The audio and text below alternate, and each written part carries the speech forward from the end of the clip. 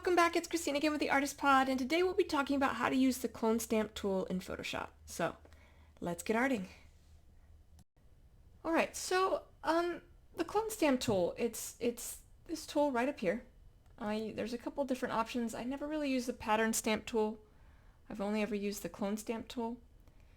And it works nicely if you're trying to change an image. So I have one of my photographs pulled up here. And you can do things, if you have like dust on your lens and there's like a big off-color dot, you can use the clone stamp tool to adjust it. Basically what you're doing is you're selecting an area and you're telling Photoshop that where you're drawing you want to look exactly like the area you've selected. So we're going to zoom in here and we're going to get rid of this little section. We're going to get rid of this section of sort of grass. It'll be easier than this one, although you could do it for that one as well. So I'm going to zoom in. So the way it's going to work is I'm going to select the clone stamp tool. I'm going to hit Alt. So Alt is wherever I click here, that's where I'm copying from, right? So I want this to look natural. So I don't want to copy from way up here, right? If I do that and I start drawing, you can see what happens. That doesn't work. So I'm going to hit Alt and I'm going to select, and basically what you want to do is hold it down until you see this, you see how that's changing. It's going from just an empty circle to almost like a bullseye. So then I know it's ready to accept it. So I'm holding down Alt right now as I sort of think about where I'm going to do. I find it best to constantly change your selection, right? So I want this to look as natural as possible, so I'm going to select Alt right here. Just clicked it, just one single click. Now I'm going to come over here and I'm going to draw. And you can see what that does. It's erasing the grass. Now, if I go too far, right, if I come over here and I keep drawing, what's going to happen, you can see there was no grass there. It's taking the grass where it formerly was, and it's drawing over that, because even though I'm erasing it in that one sweep, because I haven't let off my mouse yet, I haven't unclicked it, it thinks it's all the same thing. It doesn't realize the grass isn't there. So you have to do sort of small lines if you're doing this, because if I go into where the grass is, it's gonna, and there you go, now we have one erased. So now I'm going to change it again, right? I'm going to get it close to these grasses over here, and again these small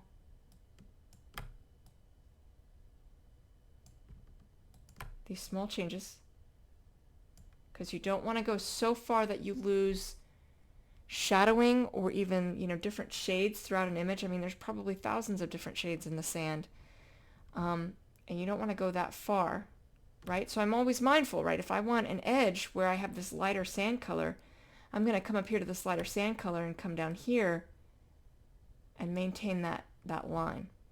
So keep that in mind as you're doing it. And you see it just erases it away. It's literally copying from, in effect, a source material and erasing the sand. But see, if I go too far,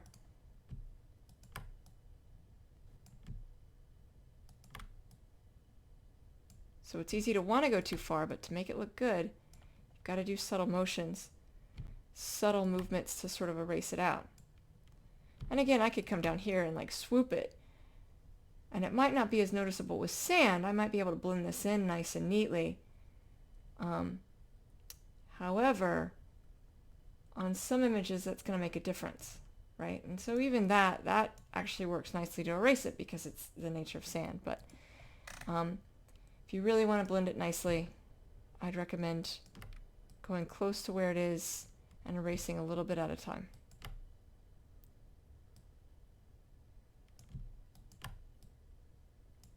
Little bits. And it's really easy to do. You also want to be careful that you don't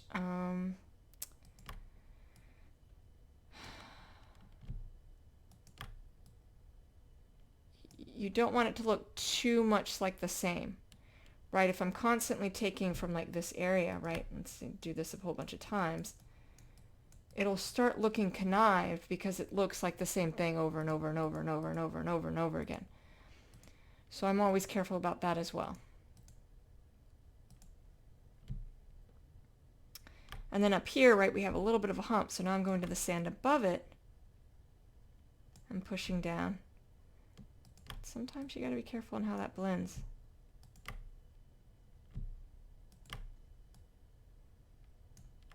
Where an edge can really come in handy. But you can see it just erases it out.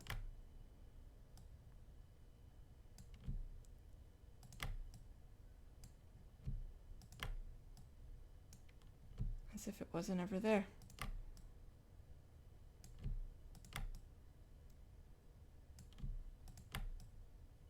Constantly changing, right? Every time I lift up, I'm clicking Alt, clicking Alt. You can see it every time I do it. Clicking Alt.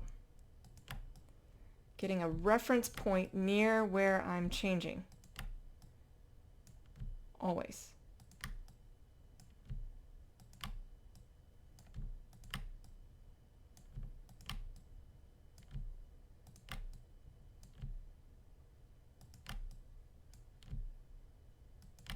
And then using edges to my advantage. Edges that already exist.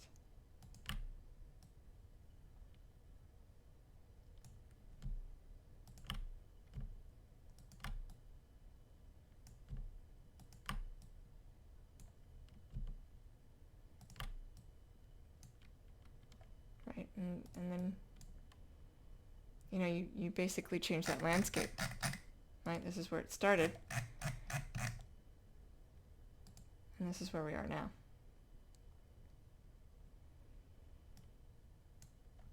So it can be effective.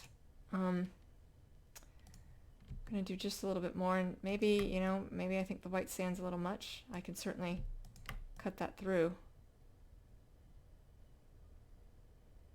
Fade that out. Again, choosing from areas that are nearby to do it.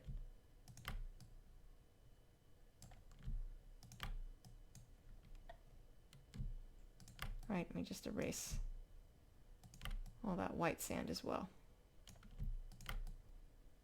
But still constantly holding down Alt as I do this. So I'm choosing from different reference points.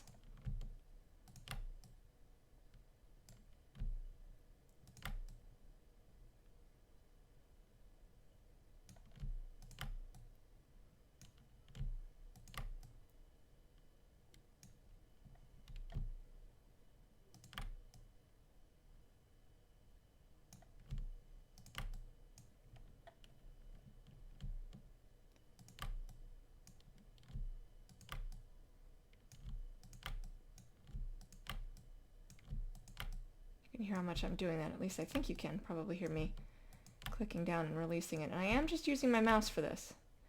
Although I could use my stylus. No real need because I'm not having to do anything that's too meticulous.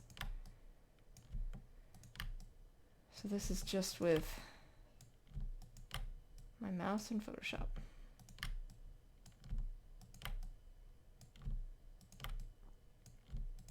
It's a little easier on the sand too because it has so much variation. So it doesn't look that unnatural that you have a lot of variation.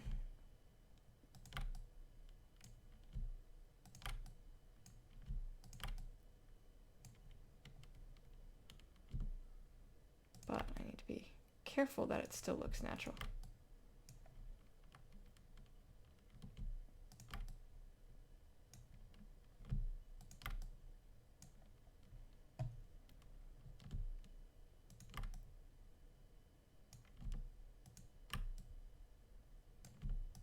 You can see when I go a little too far how much that changes it.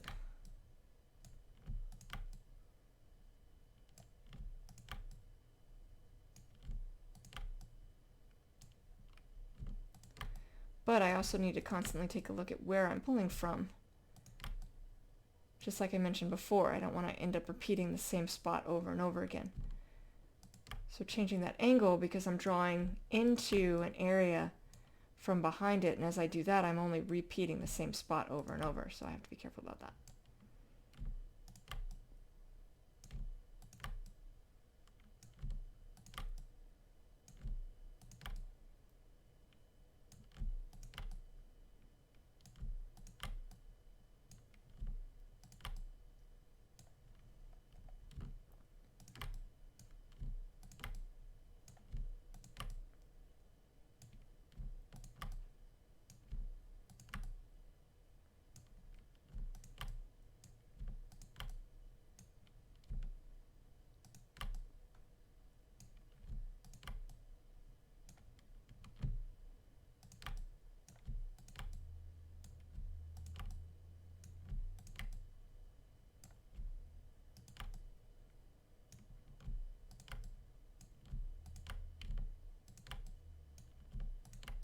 And you just sort of recraft the scene in effect. It's not something I do much in my own drawings, but it's something you can use in photographs. I'm typically doing it if I have like a blemish on a photograph, so I'm not usually doing it to change a full scene. Doing it because I have like a lens flare where the light, I had dust on my lens or something and it created a weird kind of effect, or you know, those sorts of things more than anything else. But there we go. And now it doesn't look like that patch of grass was ever there. That was all using the clone stamp tool, right? It was there, and now it's not. You can use that to erase just about anything. I mean, if you don't want a person in an image, if you know, don't want a bird in an image, if you only want to focus on one thing, like you can use the clone stamp tool. It can get tricky to go around. Like I said, I typically am doing it when there's been dust, and so there's like an off-color, almost perfectly circular spot on a photograph, and I really think otherwise the photograph's a good composition. I'll use that tool to erase that out and still give it the look that it was, you know, that there was no dust there and that it's a you know, good composition or whatever else. Typically not going to go through that effort unless it's worth it. But there's a lot of implications for it. It's a particularly useful tool. Just like I said, always, you know, hit Alt and get as close as you can. And, you know, if we zoom in, this is where we were working. But, you know, there's maybe a little bit of evidence of it, but it doesn't really look all that sort of connived because it blends it so perfectly. So it's an interesting tool with Photoshop. I just thought it'd be interesting to talk about. A lot of implications depending on how you want to use it. So, yeah. All right, so that is how you use the clone stamp tool. I hope that was helpful. In the floating nether next to me, I have other videos of art tutorials I have done, and I will see you all soon. Thank you so much. Take care.